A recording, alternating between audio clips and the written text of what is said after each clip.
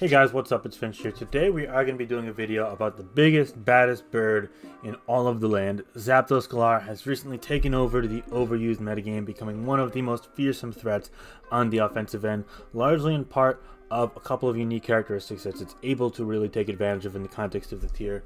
I'm going to go over why it's good, what it does, and what some really common partners are for it. But first off, I just want to say shout out to Storm Zone and Pink Across, these two people that created an RMT featuring a Zapdos-Galar team. Now, albeit it's not my favorite team personally, because it's a hard team for me to play, but I think that team's been really successful. Peaked the ladder, as you saw there, been really good in tournaments. Man, these guys, they're real creative players, and I gotta hand it to them. I love seeing metagame developments like this. It really warms my heart seeing people, make the metagame what they want. I think that's pretty cool. So yeah, that, along with some other people, have helped spawn the surgence of Zapdos-Galar, notably a couple of German players like Lord Enz, Geff Random, I'm not sure how to say his full name, and so on and so forth. They've been using it a lot too. So it's been really cool seeing all the players come together and unite around a single Pokemon, and it's a really strong Pokemon. Just right off the bat, you see 125 base attack coupled with a choice band and 100 speed. That's nice. You get to jump on things like Hydreigon, all Landorus-T, the Urshifu Rapid, the occasional Excadrill, though you really don't see that very often anymore, so on and so forth. If you go down the list, you're going to be able to outrun things like Dragonite. Oh yeah, all Lele and Kyurem are very important as well, and so on and so forth. You could tie, at worst, any Volcarona, and the list goes down and on and on. But it's a really strong Pokemon, all things considered. You got stabs that are really, obviously powerful. You got Brave Bird in close combat.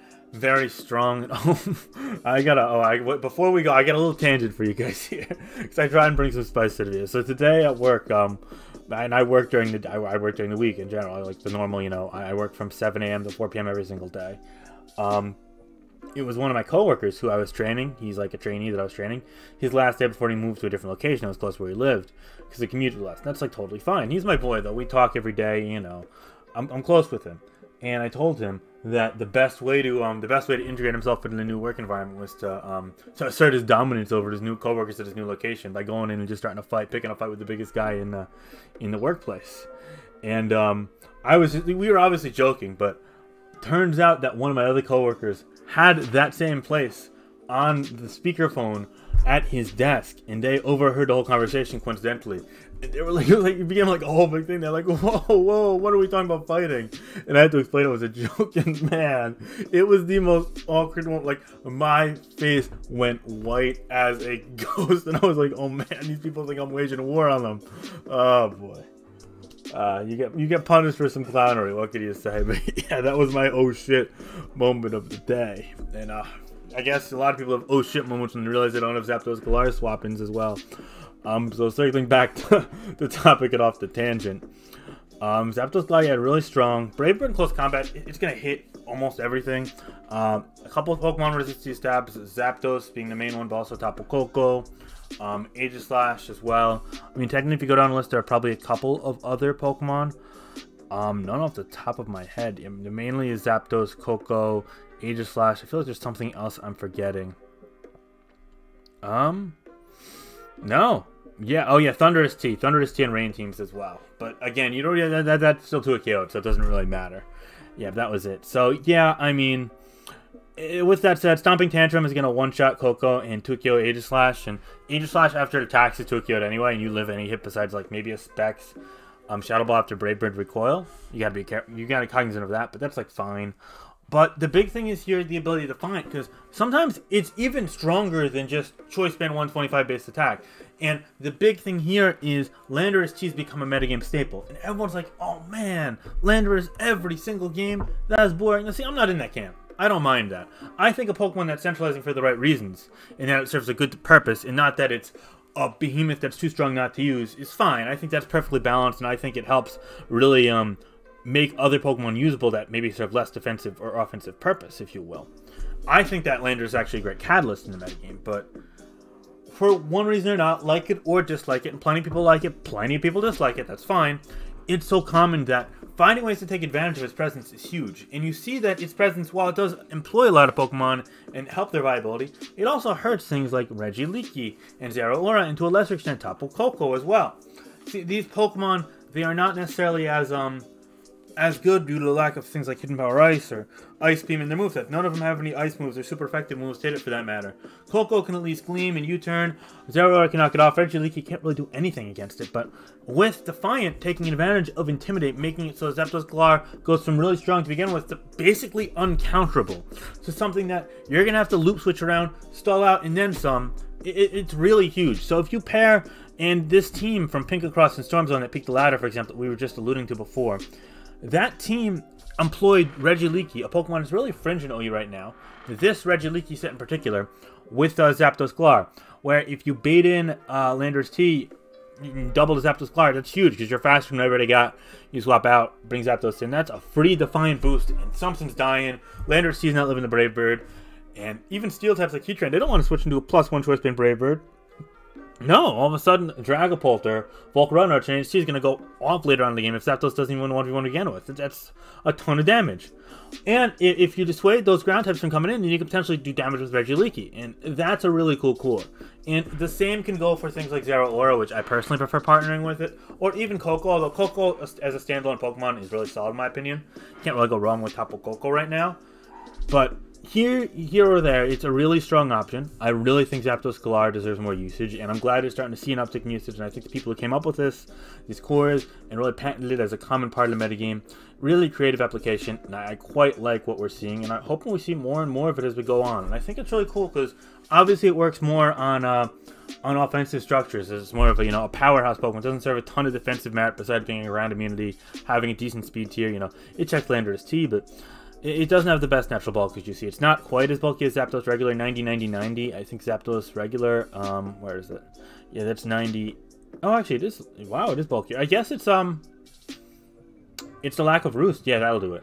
Yeah, 90, 85, 90. It's actually a little bulkier. That's funny. It's the special attack being that much lower. That's why it's the same base stat total. But neither here nor there. The fact of the matter is, lack of roost, it does limit it. But when you're doing so much damage, it doesn't really matter. And I guess it does have decent-ish natural bulk. I mean, it's mainly just switching into things like Earthquake, or not even switching in, just taking rocks damage and doubling in. And if you could use it aggressively enough, and that's why, again, I cue you into more offensive teams, and that's what's cool about it. All in all, though, I think it can work on balance teams as well. We've seen it here and there. It's got a nice breaker. I mean, you see it baits in things like Corviknight, or it just one-shots things like Landorus-T. It chips down your Regenerator Waters and so on and so forth. All of a sudden, later on in the game, something like a Dragapult, or, again, Zeraora, which we just alluded to, or even just normal Pokemon, things you see on an everyday basis, things like Landorus-T and Garchomp or Urshifu, they're going to become that much stronger when your checks are chipped, especially if Hazard up later on in the game. It's a really great catalyst. It opens the door well, and overall, I would definitely implore using it. The main set, again, Brave Bird, Close Combat, Stomping Tantrum, U-turn. You can argue for Blaze Kick, but I don't like how Blaze Kick, while it does hit Aegislash, and you do get the one-shot on Ferrothorn without the Close Combat, and you get the one-shot on Scizor, because Scizor can live a hit from full. I don't like how you don't get the one-shot on Koko. I think that Stomping Tantrum is definitely the best move. And also, Stomping Tantrum is cool for things like Tox Specs on mid-grounds as well. Hits Blacephalon to, let's say you are against something that is going to hit... Let's say you're against a Steel-type plus Blacephalon, and you don't want to close combat because you're scared of Blacephalon, but you don't want to Brave Bird because you're scared of Steel-type. Stomping Tantrum is both, and mid-grounds like that is really cool. It also is a fighting type that dismantles Buzzwole, and that's a rarity in this metagame. Right now, we have Buzzwole versus Buzzwole, basically a stalemate.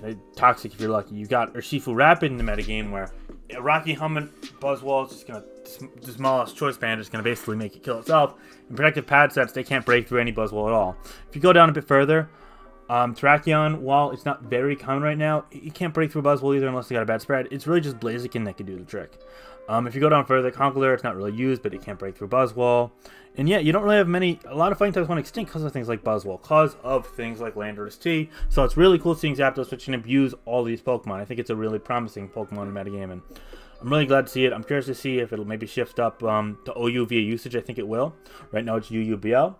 Unsurprisingly too strong for UU, but I think it actually is one of the better OU Pokemon. I mean, if I had to make viability rank, I'd be an A or A- rank. It'd be really up there. It'd be up there with, everyday offensive presences like Kartana And maybe a little behind things like Weavile. Probably a little bit ahead of things like Victini, though, you know? Things you see pretty often in the metagame right now that are solid and definitely staying in the metagame. So yeah, I would advise pairing it with these type of electric-type Pokemon. Mainly Regieleki and Zeraora. I think it really enables the viability of Regieleki, which is cool because I think it was pretty fringe for a while. A lot of people wanted to use but maybe couldn't.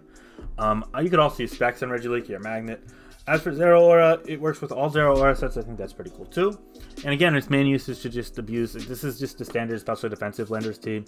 That's been the set for a while now, probably since the middle of the summer. Just because how well it does against a ton of special attacks it takes commonly, Shadow Balls and Magma Storms and, you know, Weak Hurricanes and whatnot. Dazzling Gleam from Coco, etc. It checks all these Pokemon, and that's great for it. But at the same time, sorry, it definitely enables Zapdos-Galar, and it being so common just makes Zapdos-Galar kind of a foolproof option. It's really almost always going to be picking off kills, and I think that's a really impressive facet of a Pokemon that previously wasn't even OU by usage. So definitely try this out. Let me know your thoughts. You know, the bird is the word, of course, so thank you so much. I hope you all have a great day. Again, let me know your thoughts. If you want to see more videos where we kind of analyze like recently trendy Pokemon, let me know. I am still trying to do that Black-White OU Viability Ranking video. I've got the second half of the Viability Rankings to go through. We'll get to that one day soon, I promise. I also have a trip to Las Vegas this weekend, Friday through Monday, so probably won't be posting those days. This should go up Tuesday or Wednesday. But yeah, until then, guys, trying to get another video out this week for sure. Thank you so much for watching. Hope you'll like, comment, subscribe. Have a great start to your week and a great rest of your week. And this is Finch. All right, later, guys. Bye.